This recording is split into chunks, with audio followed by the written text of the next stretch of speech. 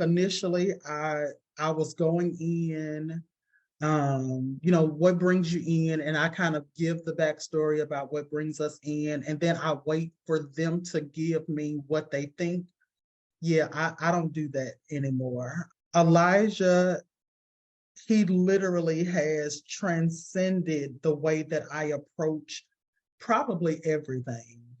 I walk into appointments now, very, I walk in almost as an advocate before a mom.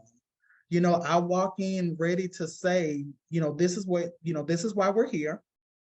This is what we're thinking. This is why we were told to come to you. I give them the opportunity to respond, but now I am very much okay with that being my only visit. I have no hesitations or reservations about finding a different physician. We are fortunate enough to where we can commute 2 hours one way. As much of an inconvenience as that could be sometimes, having to drive 2 hours one way for a specialist, we're willing to do that. It's just my entire outlook on being a patient has changed, because I feel like for Elijah, there is a different level of advocacy. You advocate for your kids just as a parent. My kid is sick. I think we need medicine. Oh, you don't need medicine. Well, we do. We've had this symptom for 3 days. That's advocacy. But for Elijah, we really literally had to kick doors down to receive treatment for him. And so when it comes to a new physician, we give them the chance to be a champion for Elijah, because that's what we're looking for. He has 20 specialists. So we are looking for those champions that will speak up on his behalf if we ever needed that. But we recognize that everybody isn't a champion, and that's okay. That just means they're not the physician, they're not the medical team for Elijah. So yeah, I sometimes I have to go in and say, well, let's give them a chance to read it, because I go in ready, and I recognize that sometimes that's not the best attitude to have, but I go in ready because we have been shot down so many times when it comes to providing care for him, that we're just ready for whatever they bring. Right, and we've learned to not settle, right? Yeah. So we're not gonna go, oh well, if the doctor said whatever, if we don't as parents feel as if this is the right path to take for our child, again, we're professional parents. Right. We're for the children, so we kind of know a thing or two about parenting.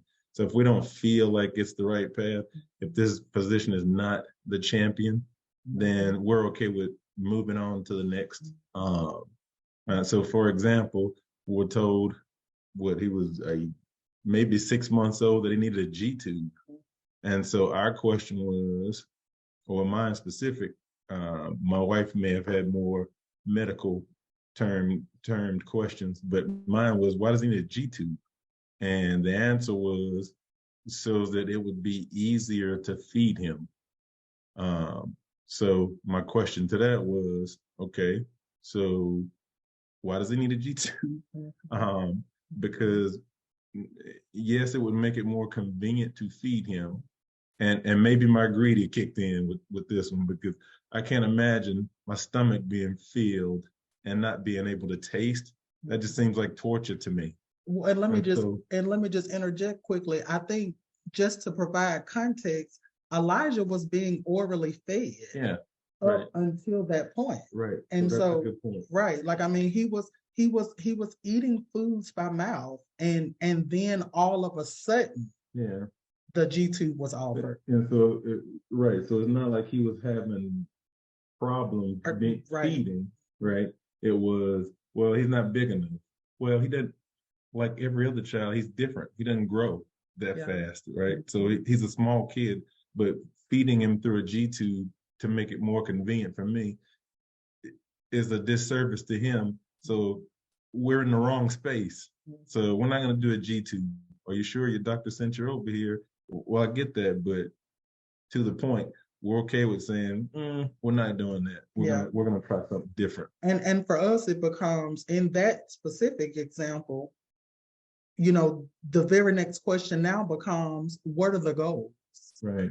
You know, if you are offering us, he's being orally fed, you're offering us a G tube because he's small, what are the goals that the G tube will achieve? Give us those goals and let us try before we do something as invasive as this. Right. Yeah. And so we ultimately we got the goals and achieved and even surpassed them. And Elijah, he never had to get the G tube. He continued to be orally fed. But I think prior to a lot of the experiences that we had up until just those 6-7 months old, I think we would have strongly considered the G tube because it was recommended. But having had a lot of those challenges, if you will, up until that point, we had just become very, very okay with questioning the process, and asking for an alternative solution. We understand this is what you recommend. Why do you recommend it? And we don't really like it. What's another alternative? And we're okay with saying that now.